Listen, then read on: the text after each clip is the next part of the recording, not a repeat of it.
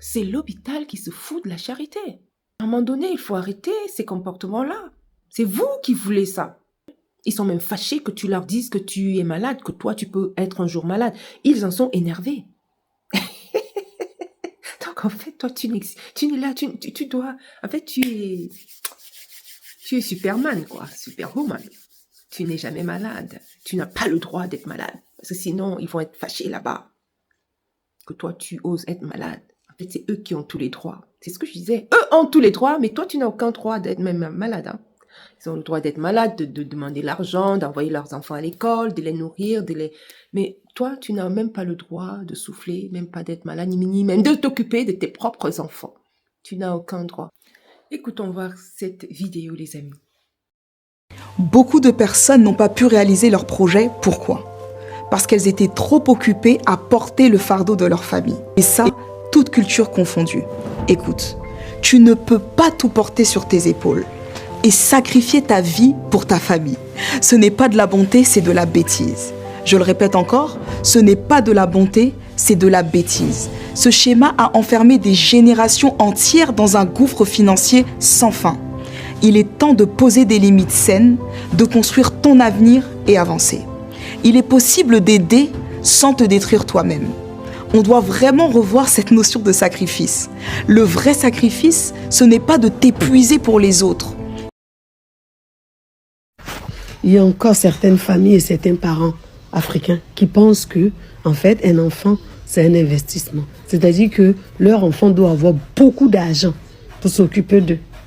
Donc, ils ont investi comme ça. C'est leur investissement. Leur enfant, là, doit réaliser tous leurs rêves qu'eux, ils n'ont pas réussi à réaliser. Ils choisissent même le métier que l'enfant doit faire. Parce que c'est eux qui estiment que l'enfant doit être avocat, médecin, juge, je ne sais pas, architecte. Les grands métiers qu'ils estiment, où il y a beaucoup d'argent dedans. Ils ne pensent même pas au bien-être de l'enfant. Ah, c'est-à-dire qu'à l'épanouissement de cet enfant-là, qu'est-ce que l'enfant, il veut faire? Non. L'enfant, il doit se sacrifier parce que eux, quand ils ont mis un enfant au monde, ça veut dire que l'enfant, il a une dette vis-à-vis d'eux. Mais non. Mettre un enfant au monde, c'est le parent qui est redevable de cet enfant-là. Tu as le droit de le scolariser. Tu as le droit de lui faire des études s'il a envie. Et l'enfant, il n'a aucune dette envers vis-à-vis des parents. S'il veut le faire, il le fait. Mais en tant que parent, c'est ton droit. Cet enfant, il n'a pas demandé à venir au monde. Prie pour que ton enfant soit heureux, pour que ton enfant soit épanoui. Et tu n'auras même pas besoin de demander, l'enfant, il fera ce qu'il a à faire. Pour un enfant qui est conscient. En Europe, c'est différent. Quel que soit l'âge d'un enfant, le parent sera toujours là. Mais en Afrique, un peu seulement, et quand l'enfant il dit il n'en peut plus, c'est eux qui vont sortir la case malédiction. C'est eux. Mais une malédiction peut être sans effet parce que si l'enfant a été correct, une malédiction n'a pas d'effet. Donc, arrêtez pour certains Africains, heureusement, c'est pas tous, hein, arrêtez de jouer avec ça.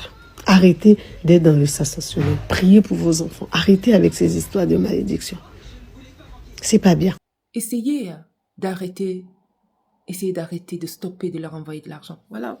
Tu es malade, plus personne, aucune reconnaissance. Ils ne vous appellent plus, ils ne prennent plus de vos nouvelles. Hein, d'ailleurs, même que quand seulement ils appellent, c'est pour demander de l'argent. Parce que vous voulez qu'on dise que c'est vous. Oui, hein, parce qu'il y en a. Hein. Continue quand même à envoyer. Et en même temps, ils envoient comme ça et c'est en même temps eux qui se plaignent.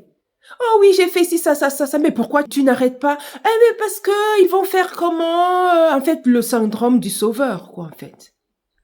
Et aussi, le syndrome, je pense aussi des personnes qui veulent qu'on pense qu'ils sont. C'est moi qui fais ci à ma famille.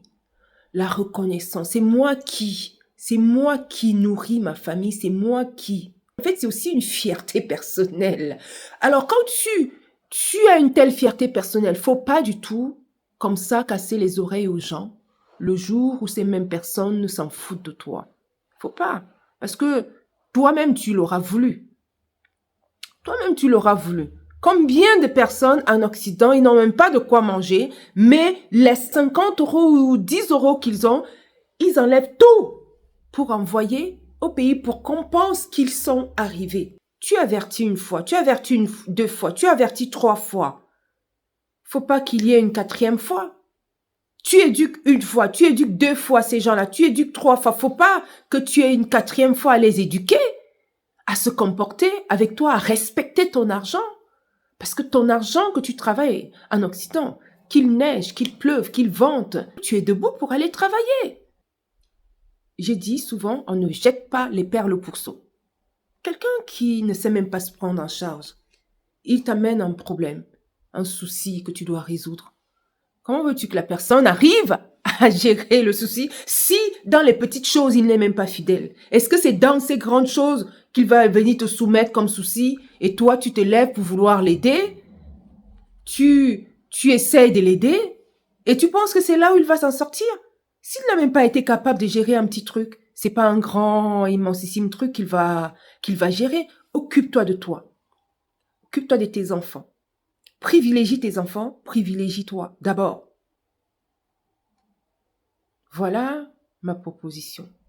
Mettez-vous, construisez vous-même vos maisons. N'envoyez plus votre argent comme ça, tu envoies, tu ne sais même pas à qui. Même aux personnes à qui tu penses qu'ils sont les plus fidèles. Un jour, ils vont te lâcher. Surtout si tu n'as que multiplier. Ça, c'est encore notre conseil, là, en pratique. Multiplier les sources de correspondance. Multiplier les points de contact. Multiplier les personnes de confiance. Pas une seule personne de confiance. Non, c'est une grosse erreur. C'est une grosse erreur. On ne met pas tous les œufs dans le panier. Tu multiplies les sources de confiance. Et tu es capable de confronter les équations. C'est comme ça que ça marche. Mais tu ne peux pas, si tu vas privilégier les mêmes personnes. Là, c'est dans le cas des constructions, alors des affaires au pays, pour ceux-là qui gèrent des choses à distance, ou alors même qui ont des choses, des affaires sur place. Multiplier les sources de repas, que demain, le jour où celui-là te lâche, tu n'aies même plus de sommeil. Construis ta maison. Ne fais même pas une erreur d'arriver sur place et d'aller encore dormir chez tante Kofi, tante Awa, tante Aïcha. Non, non, parce que c'est les mêmes personnes qui vont prendre ton nom pour aller médire, pour aller dire comment ils se moquent de toi en fait.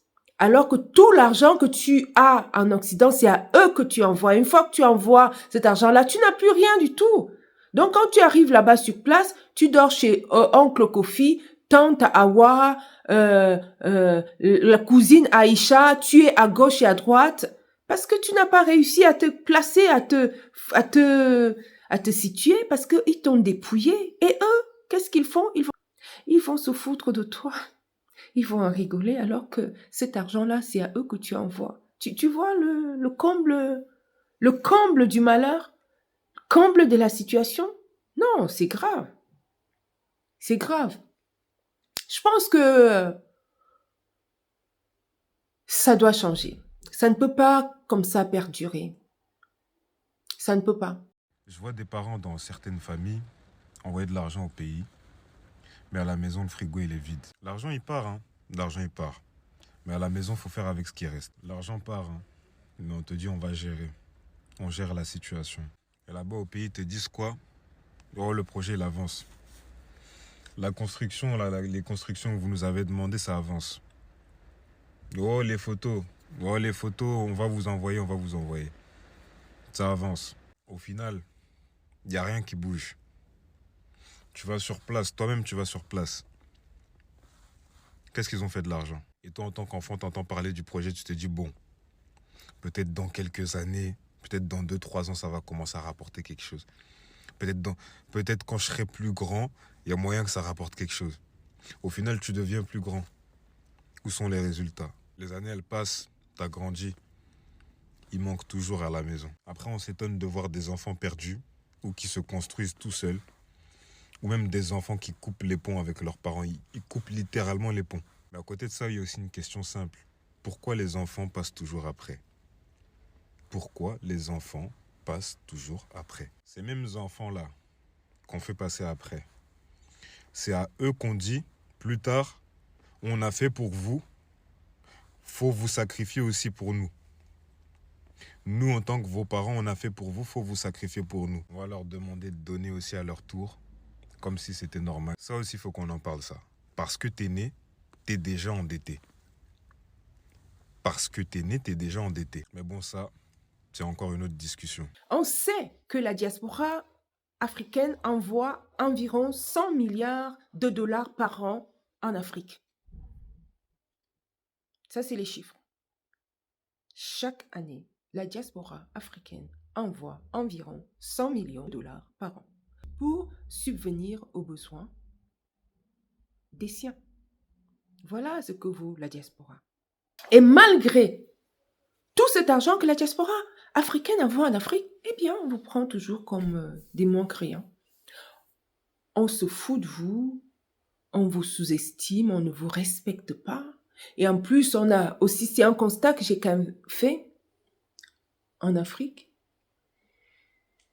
c'est que parfois, les gens sur place, ils ont un petit mépris là. Comme eux sont restés sur place, ils valent plus que vous qui êtes partis. Vous voyez, je ne sais pas si vous voyez un petit peu le truc. Je ne sais pas si vous comprenez ce que je veux exprimer ici. Parfois, ils vous prennent comme... voilà. D'ailleurs, j'ai entendu certaines histoires. Hein. Oh, mais celui-là, depuis qu'il est parti en Europe, là, c'est comme s'il est devenu un peu fou, là. C'est comme si quelque chose a tourné, n'a pas bien tourné là-bas. Hein. Il rigole de tout, il parle en genre, il a des positions un peu bizarres. Vous n'avez pas encore entendu ça? C'est comme si un boulon a sauté là-haut. Hein. Tu auras de tels commentaires. Venant d'eux, les mêmes personnes à qui tu envoies l'argent tout le temps. C'est ces mêmes personnes qui vont oser faire de tels commentaires te concernant. Tu as vu comment il marche? Il marche comme s'il court. Hein? Il marche comme s'il court. C'est comme s'il y a quelque chose qui a tourné.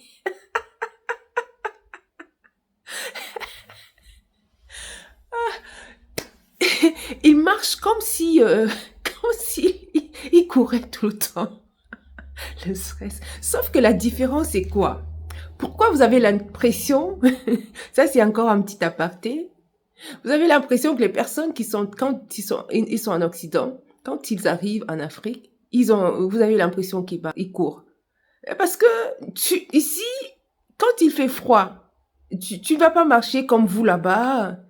1, 2, 1, 2, 1, 2. Non, tu marches de façon vigoureuse, en sorte que, ne serait-ce que cette manière-là, te donne un peu de chaleur. Et puis, en dehors de ça, tu dois aller attraper ton métro, ton train, tu dois courir pour aller attraper ton TGV. Eh bien oui, alors que toi, tu vas prendre tout ton temps là-bas. Non, rien, c'est légué, comme au Sénégal, ils disent légué, doucement, doucement, doucement, doucement, tranquille, tranquille, légué. Non, c'est pas le cas en Occident. Eh bien oui, on doit courir derrière un métro, on doit aller rattraper un train, on doit aller, voilà, il y a tout ça qui fait que voilà, vous allez voir vous aurez l'impression que les gens d'Occident, quand ils arrivent en Afrique, c'est comme s'ils couraient, c'est comme si, oui, c'est la déformation de ton périmètre, de ton écosystème de vie. Alors qu'en Afrique, il fait chaud, donc les gens auront tendance à aller très doucement, tranquillement. Et ça se vaut même dans l'écosystème, dans le périmètre des administrations, dans le périmètre de votre travail au quotidien. Les gens prennent leur temps. Un jour, je suis arrivée dans une quincaillerie quelque part en Afrique. Mince, je croyais que c'est quelque chose qui devait se passer en 2 secondes. Mais j'en ai pris une matinée. Je crois que c'était quoi? Mastic, c'était pour prendre des bottes. Des bottes et des mastiques. Alors, pour trouver les bottes, mais je dis, mais madame, voilà, les bottes sont là. décrocher les moines. Enfin, je veux dire, non, c'est les bottes d'exposition. D'accord. Bon, en même temps, je comprends, c'est des bottes d'exposition. Mais trouvez-moi, vous m'avez dit que vous avez donc ces bottes d'exposition quelque part. Oui, mais on les cherche toute une matinée en train de chercher les bottes. Viens en voir pour le mastic. Non, mais... Non. Tout est d'une lenteur. C'est ça aussi le contraire, vous voyez. Donc, vous avez l'habitude de critiquer, pour refermer la parenthèse, de dire oui, mais les gens qui viennent d'Occident, machin, c'est comme si là-haut, machin. Mais nous aussi, on vous voit, c'est comme si là-haut, ça va pas. Combien de personnes sont arrivées là, quand tu vois vraiment tout ce qui est santé mentale, il y en a aussi beaucoup en Afrique. Hein. Le pire, c'est quand même que on n'en prend pas en charge. C'est pas quelque chose qui est... c'est pas quelque chose de considéré. Et il y a aussi que, bon, il y a le cadre familial fait que, voilà, on ne va pas forcément prendre ces choses en charge. Donc, il y a beaucoup de cas de malades mentaux ici, là-bas aussi beaucoup, mais qui sont effacés, qui sont lissés dans le cadre familial et qu'on ne prend pas forcément en charge. Donc oui, c'est des situations assez malheureuses, des situations assez difficiles, compliquées, qui doivent être réellement résolues. Et je pense vraiment, véritablement que ça là, la solution viendra des personnes de la diaspora. Parce que les personnes qui reçoivent cet argent, votre cercle familial, amical, non, c'est normal. C'est normal pour eux. Hein. Tant que toi, tu ne vas pas dire stop, c'est tout à fait normal pour eux de recevoir ton argent, d'en bénéficier, de bien le manger, de bien manger, vivre avec ton argent. Sauf que quand tu es malade, comme là, le cas de cette vidéo, malade, plus personne pour demander alors comment on va. En fait, j'ai toujours eu l'impression que tous les droits sont pour eux. Toi, tu n'as plus aucun droit. Tu vaux simplement pour envoyer de l'argent. Quand maintenant, toi, tu as un problème, plus personne n'est là. Tu n'as plus aucun droit. Et quand eux sont malades, tu dois être là à tous les niveaux. Est-ce que vous avez écouté cette histoire de cette personne qui était carrément couchée au lit de l'hôpital et qui était en train de partir? Ou la famille, tout ce que sa famille a trouvé de faire, c'est de lui demander. Donc, à défaut même de ne pas prendre de tes nouvelles, quand ils en ont l'occasion de le faire, qu'est-ce qu'ils arrivent à trouver? Cette histoire, je l'ai traitée dans une autre vidéo ici sur cette chaîne. Qu'est-ce qu'ils ont trouvé à faire? À avoir la personne qui était en train d'agoniser à l'hôpital, lui demander, est-ce que tu peux au moins nous donner, nous communiquer bancaire, quoi, pour qu'on puisse accéder à de l'argent pendant que lui, il était en train de partir. Quand ce monsieur a raconté cela aux infirmières, les infirmières ont été intraitables. Elles ont été intraitables. Et c'est aussi ça, en fait. Comment voulez-vous qu'on vous traite? Quand on voit vraiment que vous êtes sans cœur. La personne est en train de partir. Votre premier souci, le souci numéro 1, c'est de lui demander comment récupérer l'argent qui est sur son compte. Vous vous en foutez complètement. Complètement. Sans cœur, votre premier souci, c'est de lui demander son argent. Vous en foutez que cette personne est en train de partir. Cette personne a vraiment compté pour vous? Non, non, non. La preuve en est une autre histoire, d'ailleurs, que je vous ai racontée, qui est passée dans une autre vidéo. La preuve en est, d'autres même, à défaut même de faire ça, de demander les sous, ils vous abandonnent. Ils ne prennent plus de vos nouvelles. Ils sont même fâchés que tu leur dises que tu es malade, que toi, tu peux être un jour malade. Ils en sont énervés. Donc, en fait, toi, tu n'es là, tu dois... En fait, tu es Superman, quoi, Superwoman. Tu n'es jamais malade. Tu n'as pas le droit d'être malade. Parce que sinon, ils vont être fâchés là-bas. Que toi, tu oses être malade. En fait, c'est eux qui ont tous les droits. C'est ce que je disais. Eux ont tous les droits, mais toi, tu n'as aucun droit d'être même malade. Hein. Ils ont le droit d'être malades, de demander l'argent, d'envoyer leurs enfants à l'école, de les nourrir, Mais toi, tu n'as même pas le droit de souffler, même pas d'être malade, ni même de t'occuper de tes propres enfants. Tu n'as aucun droit. Non, il faut arrêter ça.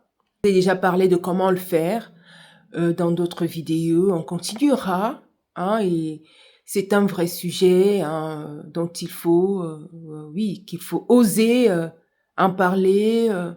L'idée, c'est pas de condamner, c'est surtout de trouver des solutions. Surtout de trouver des solutions. L'idée, c'est d'en parler et aussi pour voir comment faire, trouver des solutions, d'en discuter ensemble, et ensemble, on pourra trouver des solutions. Moi, je peux vous donner des points de vue, mais vous avez également des points de vue. Donc, allez dans les commentaires, dites-moi vos points de vue. Si vraiment vous arrivez comme cette dame-là, malade, personne aujourd'hui pour elle. Si vous êtes dans sa situation, vous faites comment? Est-ce que, par exemple, cette situation-là vous tire comme ça, vous donne quelques signaux comme ça d'alarme pour vous dire, moi, je suis en train de faire des choses comme ça. Est-ce qu'il ne faut pas que je fasse volte-face à dire que tous les mois, je vide tout mon compte et j'abandonne mes propres enfants ici pour m'occuper des personnes qui s'en foutent de moi? Est-ce que vous également, ça vous tire, ça vous donne des petits signaux comme ça? Allez-y dans les commentaires si vous êtes peut-être dans la situation de ceux-là qui envoient tout. Est-ce que demain, vous dites, peut-être que il faut que je fasse maintenant attention parce que demain, je risque de me retrouver dans la même situation. Si c'est le cas, allez-y dans les commentaires. Je vous attends là-haut et je vous dis à très bientôt les amis, à une autre vidéo. Ciao.